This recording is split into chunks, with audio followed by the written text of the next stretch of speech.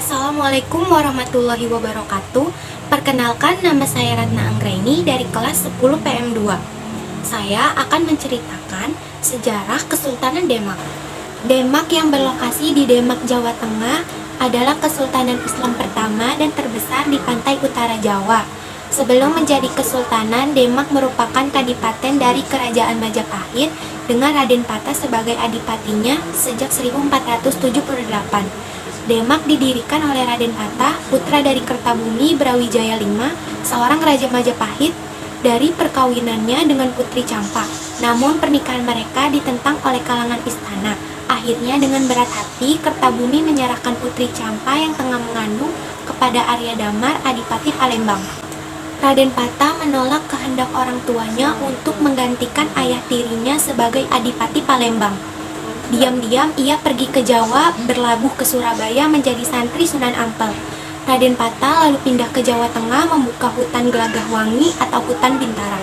Di tempat itu ia mendirikan sebuah pesantren atas perintah Sunan Ampel dan menjadikannya pusat penyebaran Islam.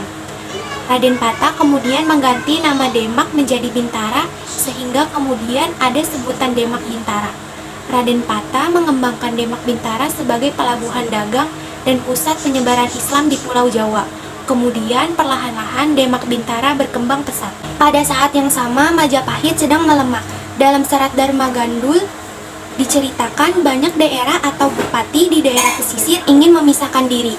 Untuk itu mereka sengaja menolak membayar upeti kepada Majapahit.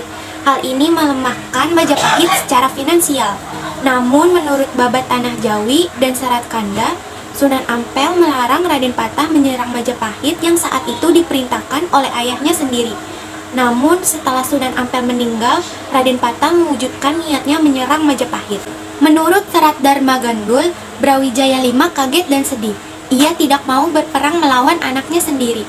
Lantas memerintahkan kurir mengirimkan pesan kepada dua putranya yang lain, Adipati Pengging dan Adipati Ponorogo, untuk membantu membendung pasukan Raden Patah. Namun, belum sempat kurir berangkat, pasukan Raden Patah sudah tiba di istana.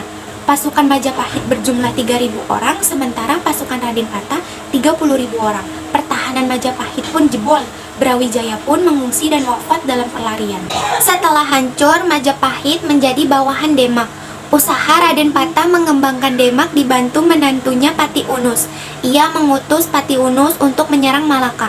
Dilakukan untuk membendung invasi bangsa Portugis atas Jawa. Pati Unus dijuluki Pangeran Sabranglor karena pernah menyeberangi Laut Jawa menuju Malaka untuk melawan Portugis. Namun Pati Unus tewas dalam serangan itu. Pada tahun 1521, Demak sekali lagi menyerang Portugis di Malaka. Kali ini Raden Patah tewas. Pada masa pemerintahan Raden Patah dibangun Masjid Agung Demak yang masih berdiri sampai sekarang. Raden Patah kemudian digantikan oleh putranya Raden Trenggana. Pada masa ini Demak berkembang pesat. Trenggana berjasa atas penyebaran Islam di Jawa Barat dan Jawa Timur. Demak mencemaskan kerajaan Panjajaran Sunda yang saat itu menguasai pelabuhan penting dan strategis, yaitu Pelabuhan Sunda Kelapa. Oleh karena itu, Prabu Siliwangi meminta bantuan Portugis di Malaka. Caranya diplomasi, yaitu menjalin kerjasama perdagangan dengan bangsa Portugis dan memberi izin kepada Portugis untuk membangun benteng di Sunda Kelapa. Sementara itu, Portugis juga bersedia melindungi Panjajaran dari ancaman musuh. Bagi Kesultanan Demak, adanya persekutuan ini menunjukkan ancaman invasi Portugis atas Jawa di depan mata. Oleh karena itu, sebelum Portugis membangun benteng, di bawah pimpinan perang bernama Fathahillah, Demak terlebih dahulu menyerang Sunda Kelapa dan menguasainya. Fathahillah atau kerap juga disebut Fadilah Khan, Falatehan, Ratu Bagus dari Pasai, berasal dari Samudra Pasai. Ayahnya adalah seorang pedagang Arab dari Gujarat, India yang pindah ke Pasai. Setelah Pasai ditaklukkan Portugis, Fathahillah hijrah dari Pasai ke Demak. Fathahillah jelas membenci Portugis karena jaringan niaga orang Gujarat dihancurkan oleh Portugis. Kemudian ia menikahi Ratu Ayu, putri Syarif Hidayatullah dari Cirebon. Selanjutnya datang ekspedisi Portugis untuk membangun benteng di Sunda Kelapa. Demak memukul mundur Portugis. Atas kemenangan itu, Fatahillah mengganti nama Sunda Kelapa menjadi Jayakarta. Menurut Babat Tanah Jawi, sepeninggal Trenggana terjadi konflik perebutan takhta di antara anggota keluarga kesultanan.